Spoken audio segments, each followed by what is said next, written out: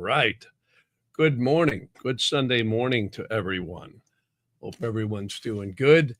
We have a lot of things that have been brewing. I've had a lot of questions. I get a lot of people in business that I do astrology for. I have a lot of retainer clients. So I'm always having people ask me about business and also the politics of what's going on in the world.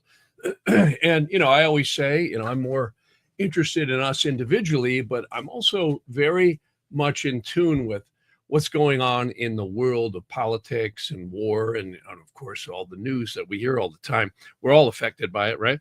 So I get a lot of questions. Well, one of the questions that I've had recently is, is all this political mayhem that's going on in the United States and Europe, what's it going to do to the economy and where are we going? And I have to say, I think we're about to see some things that are absolutely going to be astounding. And I've been mentioning this ever since the beginning of the year. And I think the astrology might prove us right. And that is what's going to happen here with all these things brewing. Of course, it's all over the news that Bolton just got raided. But I think this rabbit hole goes really deep. And I think what we've been hearing about, Pam Bondi, Kash Patel, and Tulsi Gabbard, and also Radcliffe and the CIA unearthing all these documents, I think we're about to see some pretty earth-shattering situations come up here.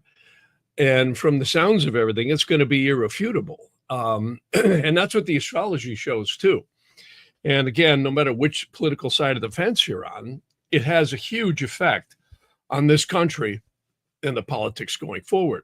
And it's interesting how the astrology ties into this because I've been looking at it and we've got some really interesting energies coming through right now with Uranus, Saturn, Jupiter, Pluto, all these. This is called translation, a collection of light. And it's very interesting because I was looking at what is happening here. And I actually wrote this stuff down. So I want to look at my notes here. And Uranus and Saturn are making a sextile aspect. Now you might say, okay, great, Jeff. So what does that mean? Well, sextiles are very, very interesting. And depending on whether you're a sidereal astrologer or a tropical astrologer, these blend in either air and fire or water and earth. So right now we've got, of course, Saturn in the tropical sign of fire, which is, of course, Aries, but it's very confusing because the siderealists will say, no, it's back in Pisces.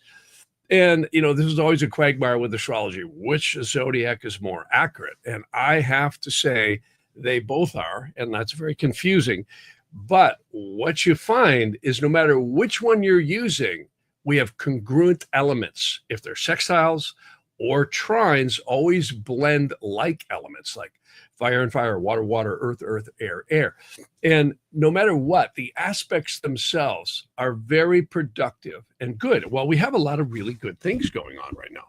For instance, we're going to have Uranus trining Pluto right in the middle of September. We also have Uranus sextiling Neptune between now and the end of this month, which is 3 days from now. It's like the 27th. Also, we've had two hits with this Saturn sextile Uranus. So all this is heady astrology and everybody's like, okay, all these aspects, right? But what does it mean in plain English? Boil it down to where is all this going? Well, now jump back into the sewer of the news and, all the political stuff going on. And we're clearly hearing now for the first time, the Fed may be considering lowering rates. Also, I was listening to Christine Lagarde this morning, and very interesting stuff. On the, of course, she's the head of the European Central Bank.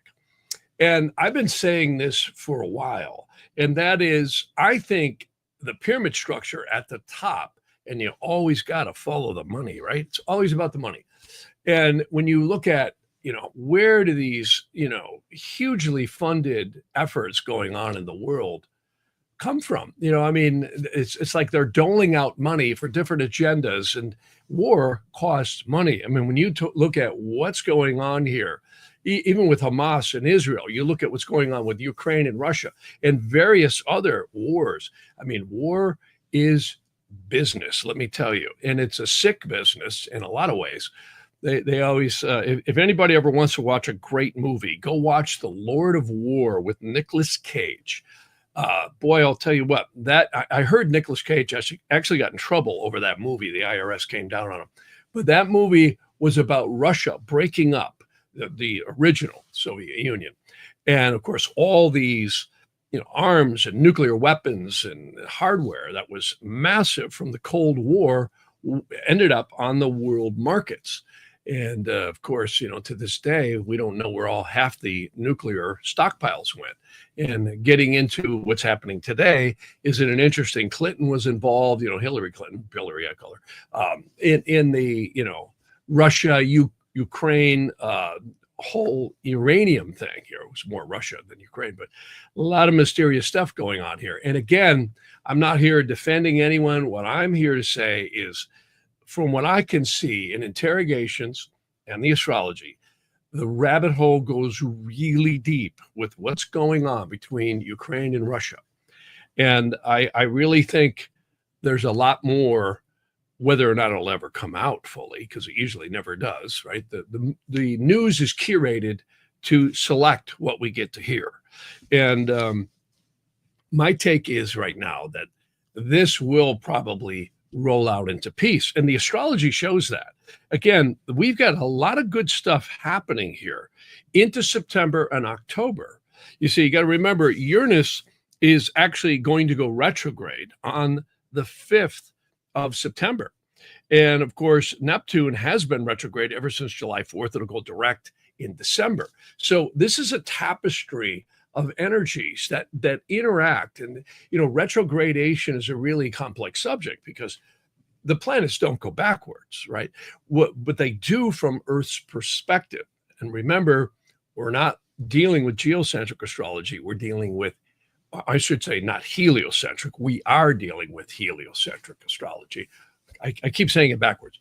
Heliocentric, let me clarify that. Heliocentric astrology is sun-based. It's looking at everything from the sun like an astronomer would, right?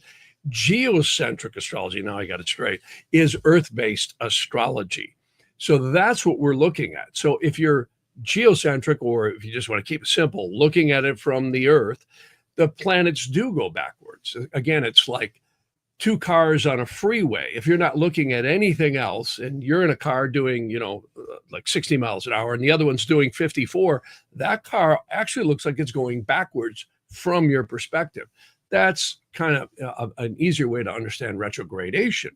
And when you look at all the different speeds, orbital speeds of the planets, it's very interesting how this tapestry plays out. Well, back to world politics and what's going on, these things have an eerie effect, and sometimes a good effect, on what's happening in the world. Again, point in case, let's look back in history. COVID. Does everybody remember? Not only were they telling us COVID, but you could feel the energy. It was heavy. It was eerie. Just like 9/11, it was heavy. It was eerie. And if you could keep going back in time, I remember, JFK getting killed and so many other events throughout our lives. These astrological energies have a really powerful effect on the psyche and in the world, whether you believe it or not. Belief is not required. And I can tell you, whenever you get Saturn and Pluto mixing up in hard aspects, we get hard things happening in the world. Well, here's the good news. Right now, we've got them doing some good things. We've actually got Uranus making a trine to Pluto. Again, that's in September. And also, I love it, that Jupiter is going to trine Saturn right in October. It actually does it for kind of a sustained period in October into November. Why? Because Jupiter is stationing and going retrograde. So it's very, very powerful. Actually, it's not Saturn is stationing going retrograde. So it's kind of complex to follow all this stuff. And it's really fun because I have the tools today to really go in and look at this stuff. And it's a little bit complex to explain, but the plain English thing that I'm seeing is we're going to see, I think, the economy get going. Now, I know a lot of psychics, oh my God, it's the end of the world, everything's going to crash and burn. I'm not seeing that, not according to the astrology. I'm seeing things turn around. In fact, I just heard this morning that Canada is now going to drop its retaliatory tariffs on the United States. This is a thumb wrestling match here going on in the whole political, financial scenes. But it's interesting how it mirrors the astrology. And even though, yeah, prices are high, it's ridiculous how high prices are. I was just ordering parts the other day for a vehicle, and I couldn't believe it. They're like over double what I used to pay 3 or 4 or 5 years ago. So, clearly we are at a point right now where, we've kind of stretched out in terms of price hikes and inflation that is really, really kind of alarming. But I think we're going to see it begin to turn around and come back. I don't know that prices will ever go lower, but let's hope we see a leveling off of finances. And hearing what I am hearing in the news, as well as what I'm seeing in the astrology, I think that's going to happen. If interest rates lower, it's going to be huge stimulation to the real estate markets. It's going to be a huge stimulation across the board. You'll be able to borrow money easier for businesses. SBA loans will go down. Everything is positioned off the Fed. So, and again, it's interesting. This is something I've been mentioning for a while. We have configurations in the heavens right now that are actually pretty positive. I like it. And the big one is coming up in February. We have a Neptune-Saturn conjunction. And I went back through my tools and looked. I said, when's the last time this actually happened in the very first degree of Aries? Now, I am speaking tropically here. Now, I know a lot of astrologers say, oh, the tropical zodiac's not accurate. I beg to differ, because it really shows up extremely well in mundane things. Again, I find the sidereal is very accurate on the souls and in world things as well. But the tropical is based on the equinoxes and solstice points. So, and by the way, we've got the fall equinox coming right in here as well in September. Very powerful points. You can't deny the seasons, right? So, very powerful. All the ancients paid great attention to the spring equinox, summer solstice, fall equinox, and winter solstice. And if you don't think so, look around. Stonehenge, all these Chaco canyons, so many monoliths. The Mayan pyramids were aligned to the solstices and equinox. The pyramids themselves were aligned to fixed stars. So these cultures paid great attention to the celestial heavens interacting on Earth. So it's really a powerful thing. And again, I have to say right now, powerful time. A lot of rearrangements of structures going on. See, Saturn rules structures. And with Neptune going to this conjunction in the very first tropical degree, it happens right in February. We'll be talking more about that. But I don't think I've seen this happen in the first degree, according to all my research, for maybe close to 25 or 26,000 years. Well, what does it mean? Well, it could have an effect quite greatly on higher consciousness. Neptune, it always brings confusion and delusion usually, but it also is a portal to the subconscious mind. So people may find that, consciousness is slowly starting to expand, even though you're going to have a lot of crazy stuff going on in the world. But this is a time, I think, where a lot of structures that were in place start to dissolve and get rearranged. And again, that's Neptune joining Saturn. And again, we could see some more Earth change stuff going on. And, don't be surprised if we see more erratic weather. I've been hearing all kinds of stuff about, NASA measuring huge, sunspots and magnetic storms. So, and again, that really affects our weather. So very, very powerful stuff. So, so a lot of people are making comments here on what I'm saying here. And again, Vedic astrology and tropical astrologers are always going to have this kind of riff between them about which one is more accurate. And again, I really think they're powerful tools that need to be put in their right places. And again, I have to say, I've seen mundane stuff with tropical astrology. And when I say mundane, that means weather, earth changes, things like that, be very accurate to the solstices and equinoctial points. And, there's a lot of ancient lore. Many people think, the Western stuff came out of Hellenistic astrology. And I don't know if I agree with that. I think the Hellenistic astrology contributed a lot, but so did the Egyptians, the Chaldeans, and there's lore too that the Brahmin caste had matriculated over to Greece, and there's a lot of intermixing. In fact, if you study Vedic astrology enough, you're going to sooner or later stumble into something called Tajika. And Tajika is a strange word that means it's the Western system that is more in place in Western astrology. So a lot of very, very interesting stuff here. That there's an old saying, God, destroyed the Tower of Babel, right, and confused all the languages. I think he did the same thing to the astrologers. Everybody's still trying to unravel and understand what many of these ancient texts mean, and it's really fascinating to look into it. And I don't know we'll ever get to the bottom of that without talking to angels, because that seems to be where a lot of this stuff came from, or extraterrestrials, maybe both. So, but anyhow, I really think we're going to see, just to kind of summarize all that I've been talking about here, I think we're going to see some indictments here and political things that are going to be earth-shattering. We always have heard, these people get away with everything. Look at the Clintons, look at so many others. I have to say, and I've had questions, which are called prashna in India, or in the West, many people know interrogation astrology as horary. It's not your birth chart. It's not looking at where everything is. It's looking at a question specifically pointed to what you want to know. And I use these every day, and I'm actually kind of amazed at how accurate they are. It proves the universe is an interactive consciousness. We're not our astrology, we're interacting with it. In fact, I actually think it might be a reflection of interactive consciousness, quite frankly. The planets act almost as portals, if you will. And if they didn't, how could you cast a chart and actually get a very accurate reflection back on probabilities of what might happen? It's not predicting the future. It's looking at energies and states of consciousness that are in play. Here's a good example. I'll get somebody, they're in a lawsuit or whatever. And, it's the principle, right? Attorneys love to hear that one. They know they're going to make a lot of money. So when you see two people in a relationship, a business situation, a personal relationship, or whatever else it is that you're asking about, most people are pretty locked in to what their opinion is.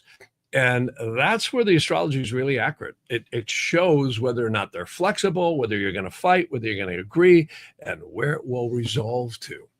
And it's very interesting stuff. You have to be very objective observing this and follow the rules of interrogation astrology. And again, it's not my innovation. This stuff has been around for thousands of years, literally. And it dates back to antiquity, looking at this. So very, very interesting stuff. So a lot of people are making comments here about some of the political things.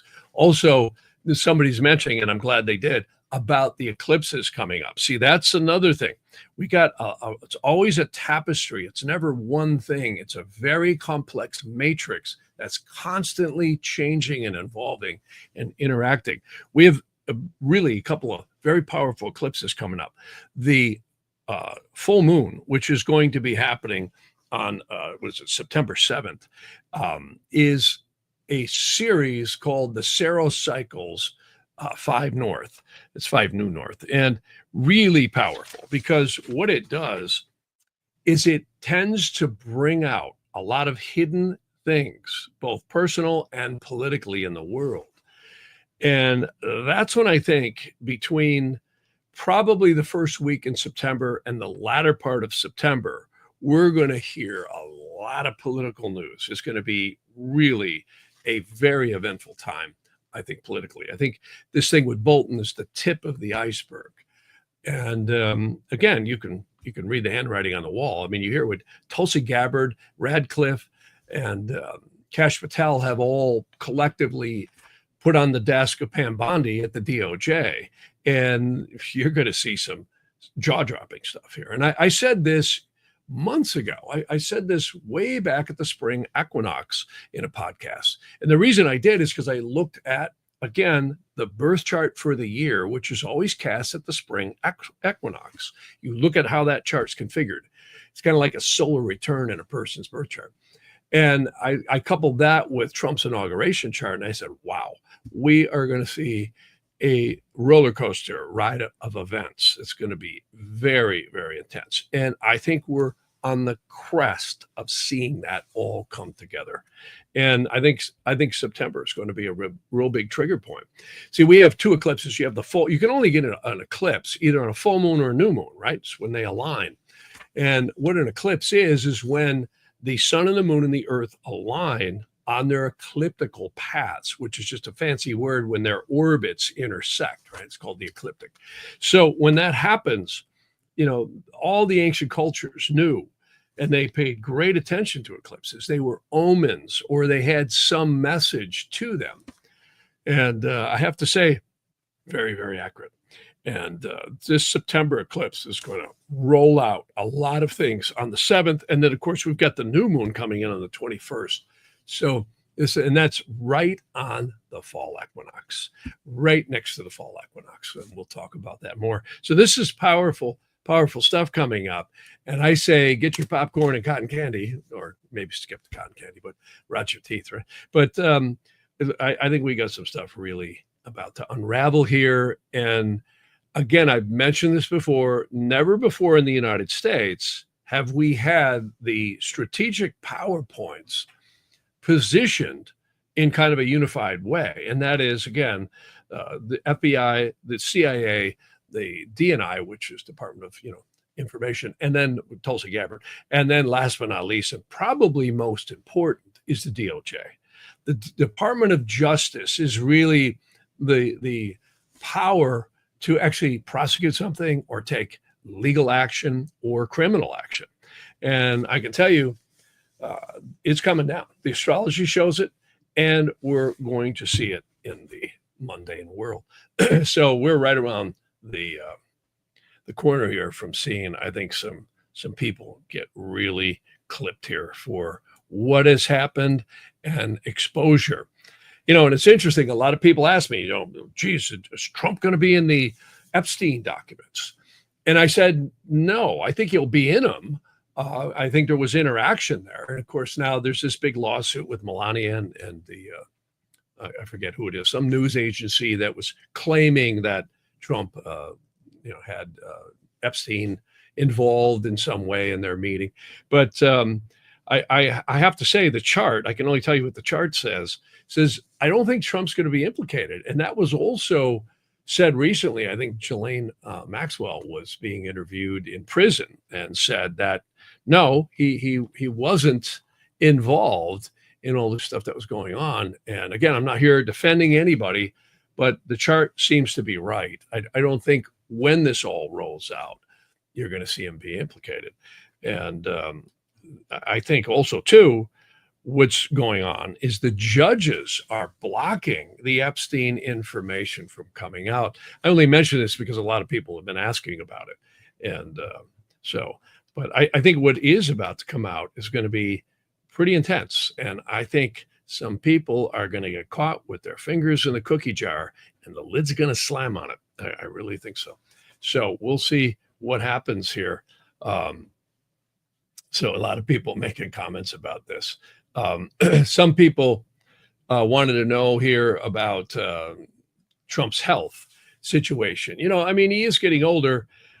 I would tend to say, I got to do a deep dive into that. I haven't really looked at his chart, but, in general, he's in a good spot right now. Jupiter is now transiting his 11th house.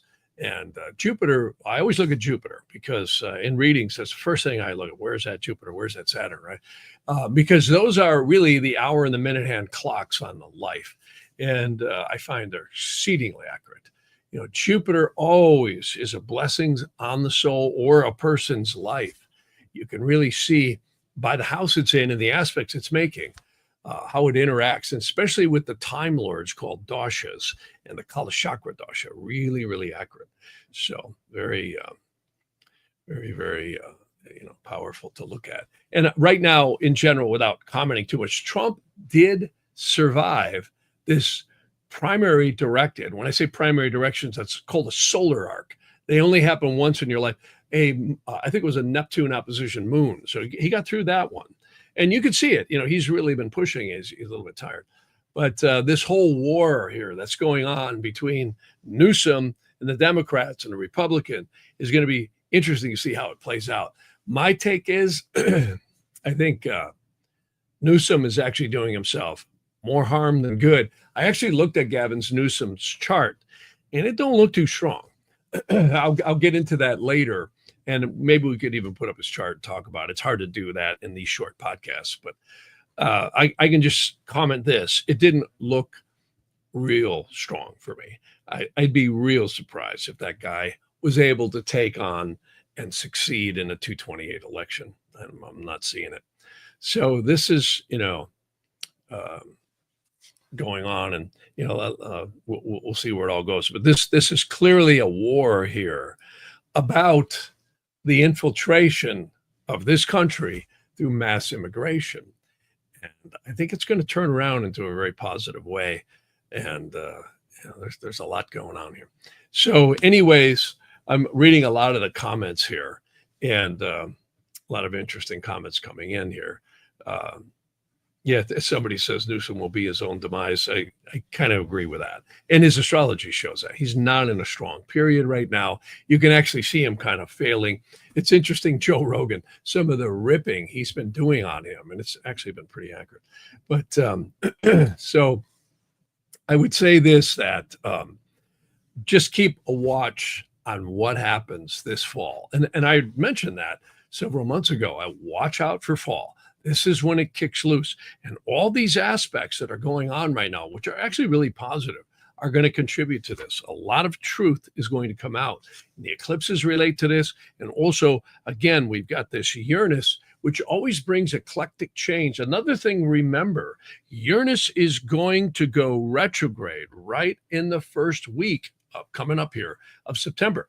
And what's it going to do? It's going to go right back over the Pleiades, Alcyon, and other stars within the Pleiades group. Now, remember, I've mentioned this before. Every time Uranus goes over the Pleiades, the world goes through major changes. We often find that, again, if you go back in time, World War II was the last time Uranus was sweeping over the Pleiades. And for anybody who doesn't know, the Pleiades is a star group, a fixed, star cluster is what it is. And if you want to locate it, this is kind of a little idea of how to locate where it is. So you can see the Pleiades is way up here at the far upper right of this diagram. So, you can look all this stuff up on the internet. It's really easy. But these stars have a really powerful effect that are going on. And remember, I had mentioned this last new moon happened right next to Trump's ascendant, whether you like him or hate him, right? And that's powerful. This is a real trigger point. And look at what's happening. This whole heat up here with cleaning out the sanctuary cities and going after, of course, the whole redistribution. Of course, that's more Abbott doing that in Texas. And also, I might want to mention Europe. Again, interesting to hear Christine Lagarde. And there's, I think, rearrangements going on at the top of the pyramid. It's very mysterious who runs this. Remember, the Federal Reserve is no more federal than Federal Express. It was rubber stamped in by, again, Wilson. And Wilson actually had a change of heart after it all happened. A lot of mysteries around when the Federal Reserve started. And of course, that was back in 1913, right when World War I was getting going. And again, I talk about these outer planets. If we had time, we could go back. It's actually an interesting study to look at how much the outer planets seem to interact with these major wars and major times of calamity throughout history, including pandemics. Again, COVID broke out precisely on a Saturn-Pluto conjunction. Could set your watch to it. It was, even though it was going on a little bit before, it just right in January of 2020, it kicked in like that. It was absolutely amazing. So, and horrible too, I might add. So again, we're the the insanity of Earth. I always say it's the soul cauldron, right? Stuck on spin cycle. And we all keep spinning in it. And the detergent in the water seems to be the egos and everybody's opinions, right? And then sooner or later, we get out of the wash machine and go dry off somewhere, right? So, and of course, that could be likened to the incarnations. But anyhow, a lot of people are saying, where do I get my news from? Well, I kind of look at all kinds of things. The internet, and, I have a couple of people that are always helping me. I get people, clients, Camille, Ella, all kinds of people are throwing me news all the time, and clients especially. So I don't really, trust the news. I'm more of the school of believe nothing of what you see and a portion of what you hear, and verify that. And you might come out somewhere in the middle, because I think our news is very curated. Not that some of it is inaccurate, but I'm very careful what I take in. So I really go by interrogation. I really do. A lot of people ask me questions, business people. I'll cast a chart on their inquiry and read that and say, okay, this is what the chart says. Because you got to be careful getting into your own opinions, and so many people today are so polarized. I mean, people either love Trump or they hate Trump. And it's interesting when you look at Donald Trump's birth chart, he is such a powerful force for both of those things. I mean, Donald Trump has Raj Yogas, which are called kingly union in Vedic astrology. He's got a Raj Yoga Mars in the ascendant. He was born right just before what we call an eclipse. And of course, his moon and sun are almost full. And he has what we call a Kala Sarpa yoga. Now, that's not a word that's in classical text, but what it means is all the planets are in between the eclipse points. And any person born with that usually has an accelerated dynamic time of karmic dissipation during that lifetime. And the other thing is Trump has the ruler of his ascendant in the 10th house. And it's interesting because you see Newsom right now trying to mimic Trump. He's trying to get tough and get out there and do all his podcasts and stuff. And you can't mimic your energies in your chart. We are what we are. Zebras are zebras and tigers are tigers. Now, we do have free will, and I think we can develop skills. And, again, I think human consciousness is one of the most powerful things in the universe. But it's interesting, you can't make a Volkswagen a Rolls Royce or a Ferrari, into a Gremlin. If you guys remember the AMC Gremlin, one of the worst cars ever made. Anyways, it is what it is. And the imprint of our astrology is really, I think, a reflection of where the soul is in its journey. And Trump is, a very powerful chart. I don't care whether you like him or hate him. His chart is exceedingly powerful. He has a angel or fixed star on the ascendant that is a king sitting on a golden throne. His intensity is the Mars in the ascendant. See, he has a Raj Yoga Mars. That's a strange word that just means in Vedic astrology, if you have a planet ruling a trine and an angle, which for certain ascendants, you will end up with that planet becomes exceedingly powerful. Well, Mars is that for Donald Trump. Where is it? Right in the ascendant. This is why the guy's almost 80 years old. He'll be 80 next June. And he's like a freight train. He just keeps on going, And again, I mentioned his son had toured with him last election, Donald Jr. And he said he got on the plane. He was passing out. He's like, I can't even keep up with this guy. And Trump's on the phone calling everybody. So you have a guy here who has built into his chart an indefatigable energy. And he won the presidency right when Jupiter was transiting his 10th house. Newsom doesn't have this, and he's not gonna. You can't move these planets around. I know, I tried. I've been talking to Elon and a few other people. I said, can we get a spaceship, go up there and move these planets around for everybody? Not a chance. The universe is truly a synchronized, you could say, matrix that's interacting on the soul. And it's absolutely stunning how accurate it is. I mean, it is absolutely stunning. And I see this with all areas of life, whether it's health or business or careers or relationships. It's so accurate, it's creepy. And, I think we are so reactive to this. And what I like about astrology is when you become self-aware. I had mentioned last podcast, I'm always happy when I can help parents with their children, or I can help someone who's had a really bad event. I had a great session last night with a lady in Australia who's involved with some really saddening things with children in the welfare system. And we think about that.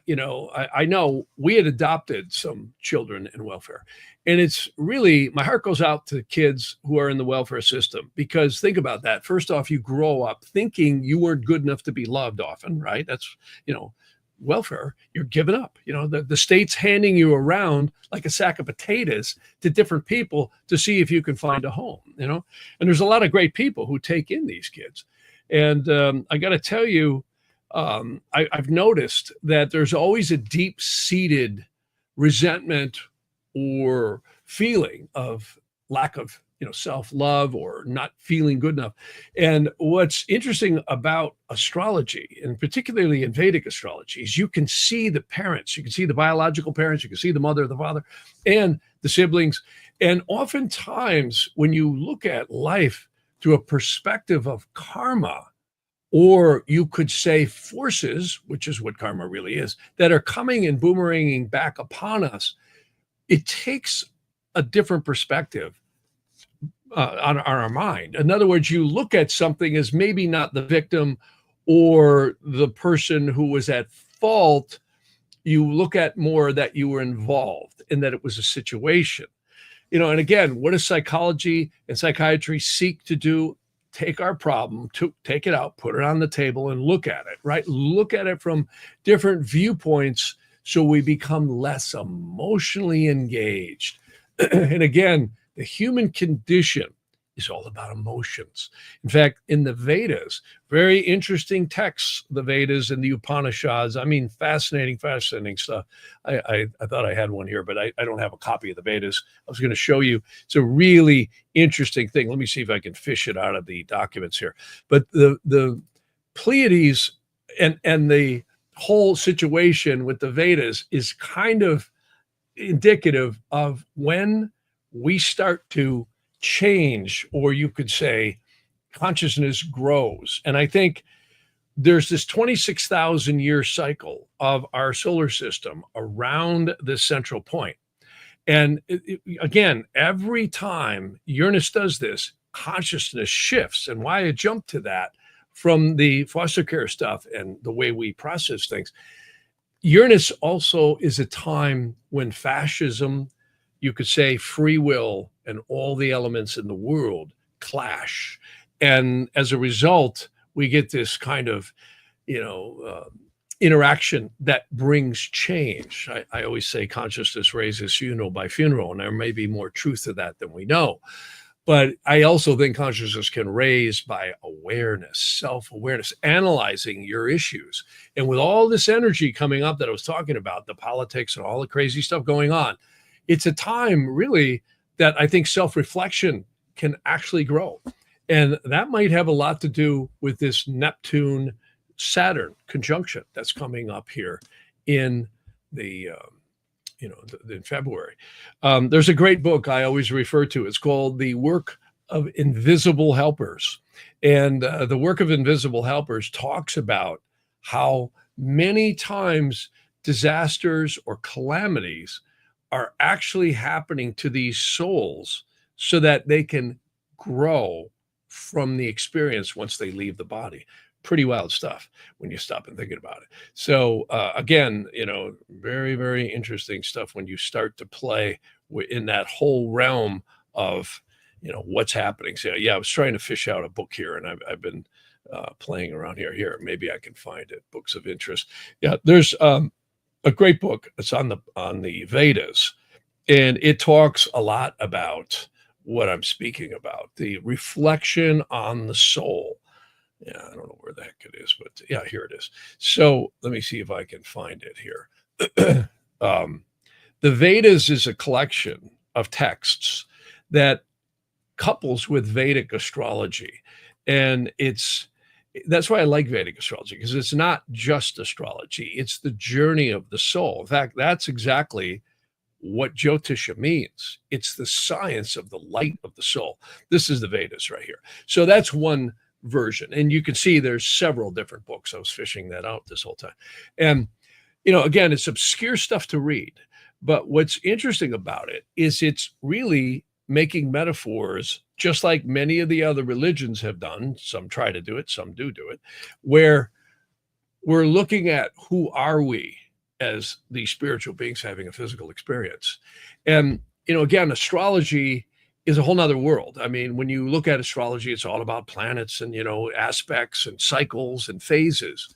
But I think it does something, and I'm always pleased in readings when, we finish the reading and that person has a different perspective on what's happening to them, whether it's good or ill. Of course, most people are interested in, hey, when am I going to make money? When am I going to have a relationship? And which is very obvious. And I think good questions for people to ask in readings. And, I myself, we all look at, hey, when are we going to get that wave? When are we going to get a peak? And it's so fascinating. I've mentioned this so many times. The Earth is a time machine. And it is. It's a synchronized time machine. The whole universe is a synchronized matrix that's interacting with your soul individually. And, I get a lot of people, especially the science community, well, how are you going to prove that, right? Well, just look at the cycles. If you just look at the basic cycles that are going on in your life, one of the most important things I always pay attention to is the secondary progressed moon. Now, here's an interesting topic, and I do this in readings every day. When you're born, when we draw first breath, that's when the spirit, psyche, and soul is believed to be tied to the body. Well, guess what? Every single thing that's going on in the celestial matrix we call the solar system, astronomically, or the astronomy, if you will, the cycles of the moon. How long does it take the moon to go around the Earth? About 27 and a half to 28 days. It can be up to 28 and a half days because of the elliptical orbit of the moon. It's not exact every month, but it's close. So here's what's interesting. Each day equals a year. So every approximate 28 and a half to 29, could be 27, you're going to get your secondary progressed moon going around your birth chart. And when it hits different houses, it's like a big light shining on that house. And of course, most people are always interested in, when's my career going to take off? When's my life going to get going? Well, you look at, when does that progressed moon hit your 9th, 10th, and 11th house? That's when you pedal to the metal. That's when you hit the retro rockets or the afterburners, whatever analogy you want to use, and things get cooking. I know I've had it twice in my life, and every time it's happened, things got cooking. Career picks up, the phone rings, opportunities come through the door. And of course, when the progressed moon hits other houses like the 12th house or the 8th house, you either get divorces or you're getting massive changes in your life and transformations, you see. So every single house in astrology rules an area of life. And it's stunning how accurate these progressions are. And it's all timed from when you drew first breath. Absolutely amazing. And it's not my innovation. Trust me, this stuff goes back to antiquity. No one knows how far back it goes. So the Earth is truly, truly a time machine. And boy, let me tell you, the mysteries of the sun and the moon and the Earth are so interesting because there's a lunar zodiac in between the Earth and the moon. And it's known as the nakshatras. And that nak means sky, shaktra means map. And boy, let me tell you, that is a mysterious little zodiac because not only does it set the doshas in your chart, but it also has very mysterious things to the serpent of time, which is forward and back reverse karmic releases, known as the Kala chakra doshas. Very interesting stuff. And there are secrets upon secrets in that are amazing. And you can actually look at it with countries. And I'm going to look at some other countries. I'm giving a talk about Australia coming up here in September. I forget when it is. I'll get the date on that. But I know a lot of people are interested in their countries too. Like I'm getting questions here about Venezuela, Europe, various places in South America, which, there's a lot going on right now. I mean, Trump has ordered military action against these drug cartels. And I personally think it's a very good thing. I mean, I remember Reagan back in the 80s, and he would say, we're doing a war on drugs. Remember Nancy Reagan? And then everybody's running behind him with cocaine, dripping out of their pockets, as he's at the podium. So, the war on drugs really never worked. This one just might. When you start sending the U.S. military after these drug cartels, look at Maduro, they've got a price on his head, wanted dead or alive. And I can tell you, this will have an effect, is what I see. And again, it mirrors the astrology. This is a positive time right now. Tumultuous, as always, but very powerful. And I think when we look back here 2-3 years from now, we're going to see that we are probably in a corrective measure that's really going to make a difference. Again, opening up the resources and opening up and getting rid of the red tape and putting borders around the country is not a bad thing. And again, I'm not Republican or Democrat. I'm just looking at what the astrology shows to what's happening in the political scene. And I think it's heading in the right direction from everything I can see. So anyways, yeah, someone's saying here, they say they're going into Venezuela. You bet. Again, the military might of the black ops stuff that they have, as well as just the conventional stuff that we have, is formidable. I mean, the United States spends collectively more than most countries put together. I mean, it's huge, the military budget. And again, they say the financial control systems are in London and the military is in Washington. And there may be a lot more truth to that. So, yeah, somebody's saying here we could say George Bush post Reagan. Yeah, you bet. Well, that's an interesting thing. We're not talking about the shrub here. We're talking about Senior Bush, right? So, yeah, there's that guy. Very interesting. There's another CIA director, you see. So, which was all involved with the JFK assassination and all kinds of stuff. Of course, that'll be swept under the table. But yeah, a lot of stuff there going on. I always loved Harry Truman's statement. Harry Truman said, if you're a politician, you're not going to get rich. And if you do, you're crooked. It's about as straight as you can say it. And boy, they have gotten rich, some of them, haven't they? So nothing to worry about, folks. Just your politicians upholding the law. So again, this is Pam Bondi. I cannot say enough about her and Gabbard and Patel. I think we're going to actually see some things happen here that are going to really be amazing. So anyways, I've got to kind of sign off here. Again, I've got some other things I got to get done here, but everybody have a good week. And overall, I think this is going to be a very fascinating September coming up here, and you're going to see stuff you've never seen before. I've been saying this ever since spring. And so anyways, a lot of people are saying a lot of nice comments, and they're thanking me, and thank you all for listening. I appreciate you joining me. And again, astrology's heady stuff, and my job in readings and working with business clients is just put it into plain English. A lot of people think astrology is predicting the future. It's absolutely not, in my opinion. It seems like it is, because what you're really looking at is the interactive consciousness that's flowing from all of us, whether it's business partners, personal, et cetera, et cetera. Interrogation astrology just blows my mind. It actually proves that the universe is an interactive consciousness. Whenever I do a reading, I always cast what we call a reading prashna, or it's called a session chart. This dates all the way back to Egypt. The Egyptian astrologers are doing this like 200-300 BC. There's records of it. And fascinating stuff. In fact, Ben Dykes published a book on it, going way back. And there's several methods to it, but it's absolutely stunning. And you can use it to help see where that person's going, whether they're heading into challenges or things coming up are going to be good, because we all want to know, hey, is the weather clear, or are we, got more crap coming at us, right? So, and there's value in knowing both. There really is, because the one thing in this universe that's so powerful is our reaction to things. Our conscious mind is really the power of how we react to things. This is what they teach you in martial arts. Somebody goes and kick you in the head, right? Well, you can stand there and get kicked, or at that point, they're off balance. You see, so it's the way you react and understand energies. And that's really what astrology is about, is understanding, assessing, and reacting to these energies in the highest conscious level possible.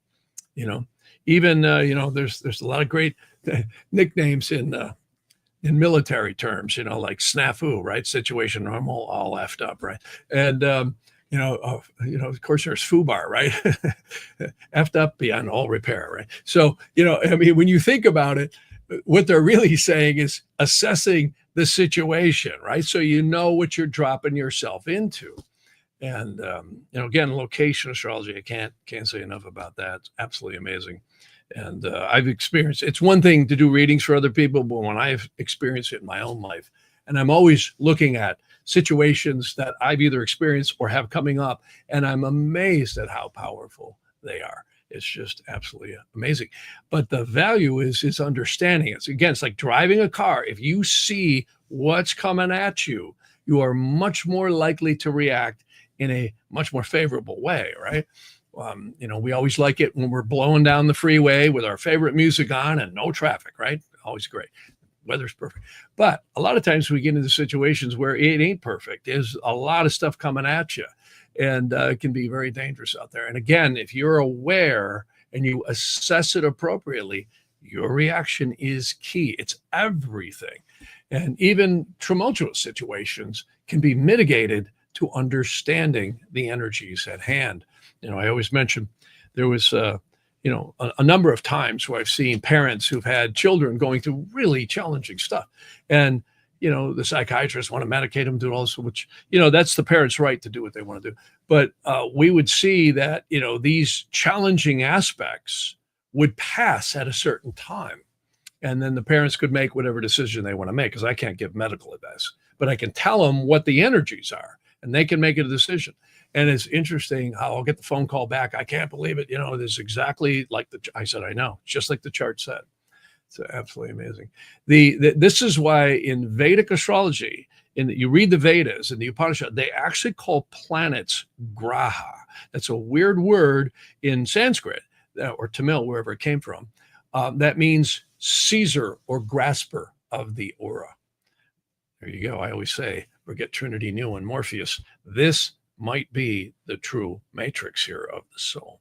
So somebody's saying here, so let's talk about human consciousness and the personification of planetary energies. Do you think human energy can collectively uphold the magnetic field of the earth? Wow, that's a great question. So somebody, Zuvaya, put that through.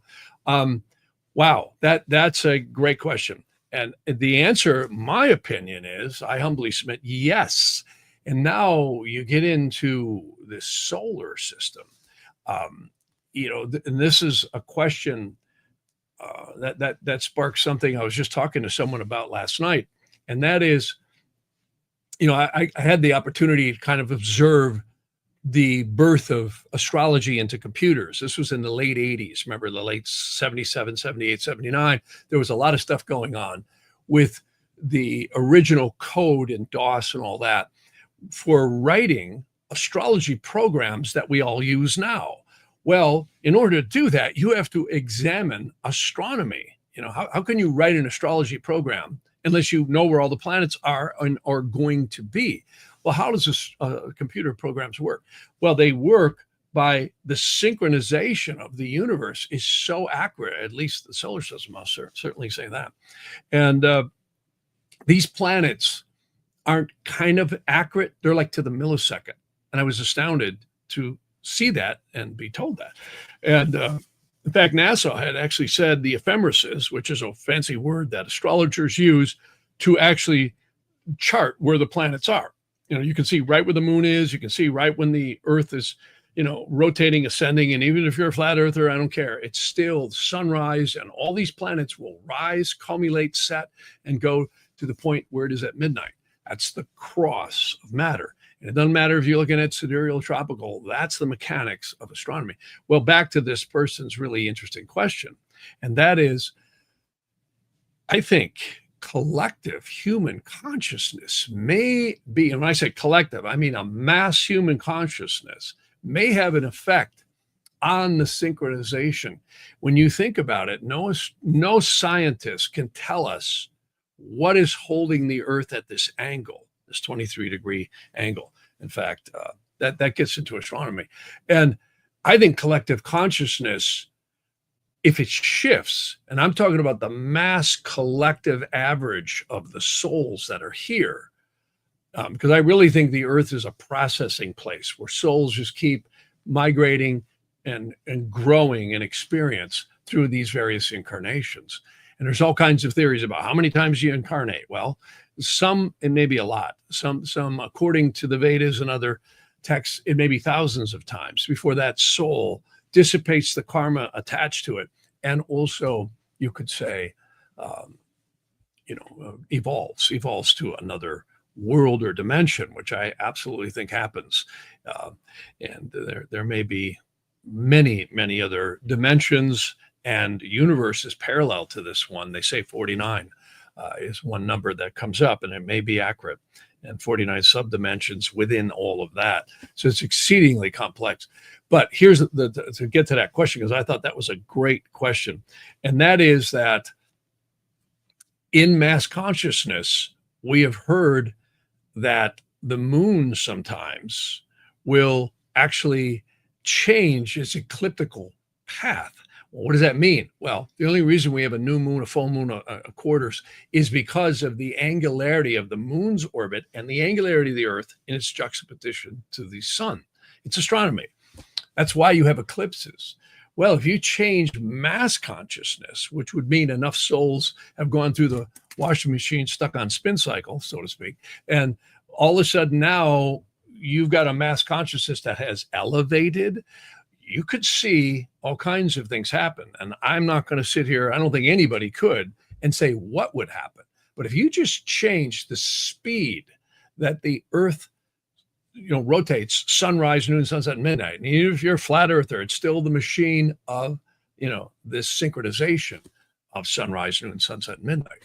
And you change the ecliptical degrees at which the Earth sits, as well as the moon, you would change time. And that is an interesting thing, because time is a total illusion. And I think this is a machine, or you could say a conscious, very sacred manifestation of spirit here. And astrologers study the synchronization and aspects of all the celestial interaction going on to your birth chart, and also to the world. And I think mass consciousness would shift. There's an ancient Sumerian legend that the planet that was in between Jupiter and Mars, which is now the asteroid belt, was destroyed in a war, and the whole solar system rearranged. It's an ancient Sumerian legend. It's also in other places too. 𝐸𝐻𝐿, I think, makes mention to that. A lot of interesting ancient texts, and a lot of stuff that we don't know.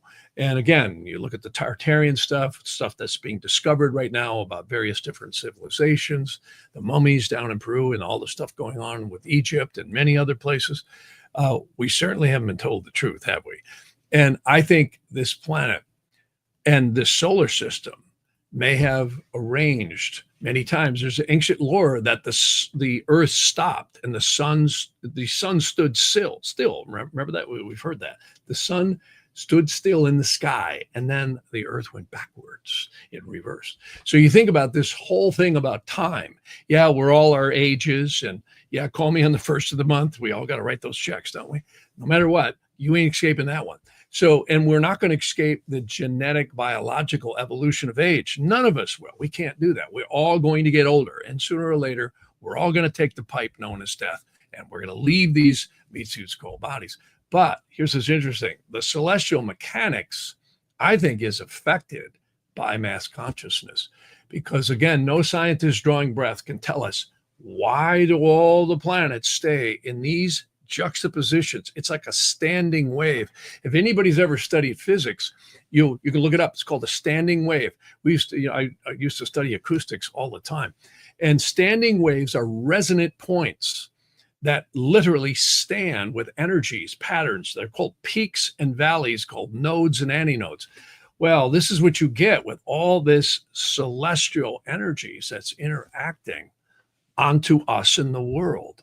And I really believe there are many matrices just like this Earth, situation with its mechanics and the astrology. So deep, deep stuff. But that was a great question because, yes, I do. I personally believe that collective mass consciousness, we hear these fragments in the Bible and other texts, right? God looked down to see if there was one person who was actually spiritual, right? And the city was saved. We hear about these stories. There may be a lot more truth to that than we know because the angelic forces that are interacting on this planet, and science might laugh at that, but you think about what happens in the birth of a child or an animal or even the seed of a plant. You are taking stardust, creating a genetic vessel that's now going to be imbued with its karmic genetic path that plays out during what we call a lifetime. It's pretty amazing, and nothing escapes birth, growth, maturity, and death. Nothing in the physical worlds at all. And this gets into it, some heavy duty stuff you could talk about for days. And that is the formation of the physical worlds, and the Garden of Eden story and the story in the Bhagavad Gita and many other texts talk about this war in heaven where good and evil clash and the evil got imprisoned in the physical realms of creation. That's why I think no matter where you would go, just like a Star Trek episode, remember back when it was good in the 60s, or in Mr. Sulu Warp 10, right? Let's go to the next universe or whatever they're going to. And that was a great program. If anybody watched the earlier Star Trek, it's still running. I love that show. Anyways, and it's really all about, perspectives in different worlds. And I think that is a real reality structure here. And, again, time is really, in a lot of ways, it's a total illusion. It's an astronomical construct. With that, I got to run. But that was a great question. That was a great question.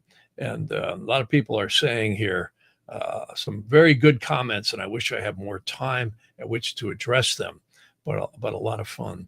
So what about Enoch? See, I love that. Yeah, the Book of Enoch. Yeah, I think I got that one laying around here somewhere. This is a decent copy of the Book of Enoch. In fact, there's several books of Enoch, and you'll find if you keep searching, there's a lot of stuff about Enoch. Enoch was believed to have been taken by God and made Metatron, the archangel Metatron, on the tree of life. So very interesting stuff. And this gets into all this stuff about the Watchers and Nephilim and, these different angelic beings that some were good, some were evil. And again, a lot of interesting stuff there. And yeah, the Book of Enoch, Urantia, a lot of interesting stuff. Another text that I mention a lot is the Sefer Yetzirah, which is about the physical worlds of creation. And it's an obscure book, but very interesting. I find my favorite translation was the one by Ari Kaplan. Ari Kaplan died at the young age of 40 years old, and he wrote close to 80 books. And there's misspellings in here. Who cares? I love the way Kaplan thought. He actually explained things in a very interesting way. So very interesting. And another text, probably one of the oldest texts in astrology ever, is the Sefer Ratziel. Now it's hard to see because that's all in Aramaic, but you can see it right up here. Sefer Ratziel. And what does that mean? That's the archangel Ratziel, who is believed to have brought to humanity, or is actually said to be Adam, because they had now realized they were clothed in physical form. So very interesting stuff and very deep, deep stuff. So anyways, yeah, the Sefer Ratziel is about all, if you ever read it, it'll blow your hair back. There's many different translations of the Sefer Ratziel. A lot of people have done it. But I got a chance to study one of the older Aramaic versions. Amazing. It literally says, angels change shift at sunrise, noon, sunset, and midnight, each phase of the moon. All these aspects are angelic interaction. And again, science will laugh at this stuff. Come on, how can you prove that, right? Well, the only thing I can say is it certainly is provable that these energies have an effect on the world and on us individually, which is really amazing. And again, you ever want to prove that the earth is a time machine, study your progressions and your dashas. It'll blow your hair back. It's so accurate, it's creepy. So with that, many blessings, everybody. I got to run. So you all have a good rest of the weekend, and I will see you Wednesday. Now, I'm going to try and do something I haven't done for a long time. I might take a little vacation, believe it or not. And I'm going to let you know on Wednesday when that'll be. And I'm going to escape from Alcatraz, go have some fun. So you all have a good weekend, and I'll see you Wednesday, and I'll tell you when that'll be. Thanks so much.